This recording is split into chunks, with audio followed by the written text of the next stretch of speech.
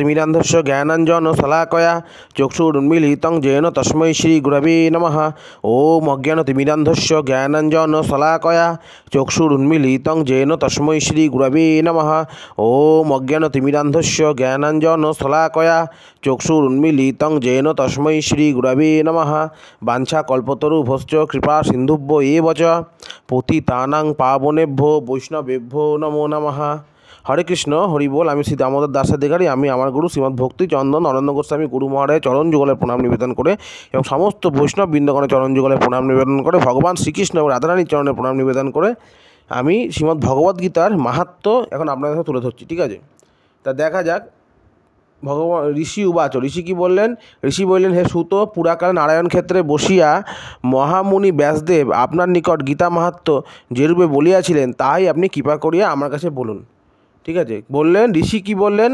হে সুত মুনি পুরাকাল নারায়ণ ক্ষেত্রে বসিয়া ব্যাসদেব মানে যে সমস্ত শাস্ত্র লিখেছেন তিনি হলেন ব্যাসদেব। হ্যাঁ, ব্যাসদেব আপনার নিকট গীতা মাহাত্ম্য যেরূপ বলিয়াছেন তাই আপনি কৃপা করে আমার কাছে বলুন। ঠিক আছে, সুতকে ব্যাসদেব বলেছিলেন। ঠিক আছে, এটাই এখানে প্রথম শ্লোকে বলা হলো। ঠিক আছে, পুরাকাল নারায়ণ ক্ষেত্রে ব্যাসদেব হলেন সমস্ত শাস্ত্রের প্রবর্তক।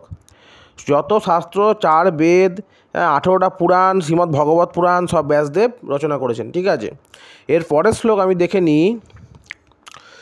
সুত বললেন, আপনি যে মঙ্গলময় পরম গহ্য উত্তম বিষয় জিজ্ঞাসা করিলেন সেই অতি উত্তম গীতা মাহাত্ম্য বলিতে কাহার সামর্থ্য আছে?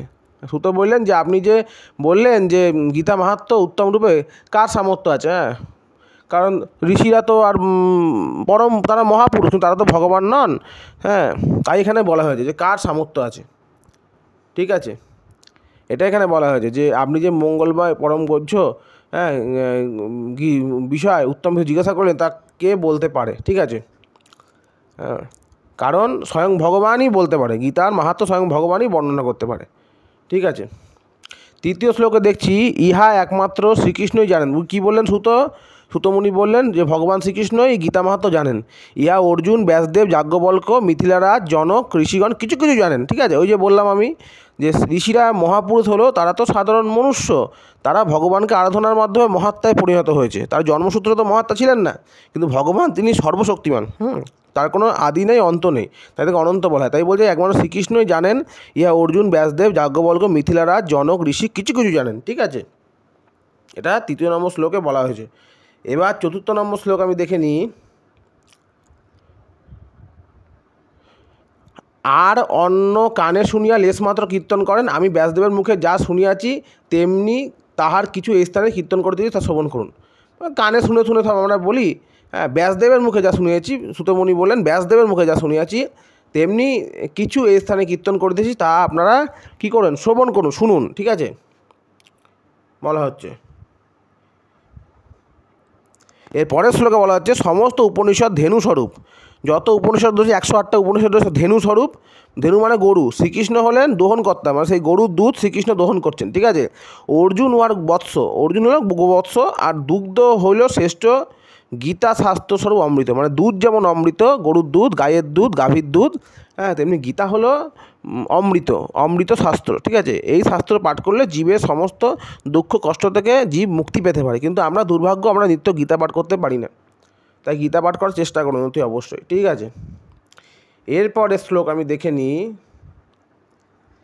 শ্রীকৃষ্ণ হলেন দোহনকর্তা, বলা হচ্ছে, তাই গীতা অতি অবশ্যই, গীতা হলো অমৃত। হ্যাঁ, গীতা পাঠ করলে আমাদের জীবনও অমৃত হবে। এরপরে শ্লোক বলছে, শ্রীকৃষ্ণ অর্জুনের সারথি পদে প্রতিষ্ঠিত হইয়া জগতের উপকারার্থে গীতারূপ অমৃত দান করিয়াছিলেন। শ্রীকৃষ্ণ ছিলেন কুরুক্ষেত্রের যুদ্ধে অর্জুনের সারথি। হ্যাঁ, জগতের উপকার মানে আমাদের উপকারের জন্য গীতারূপ অমৃত কুরুক্ষেত্রের যুদ্ধের সময় অর্জুনকে দান করিয়াছিলেন। সেই শ্রীকৃষ্ণরূপ পরম ব্রহ্মকে প্রণাম করি।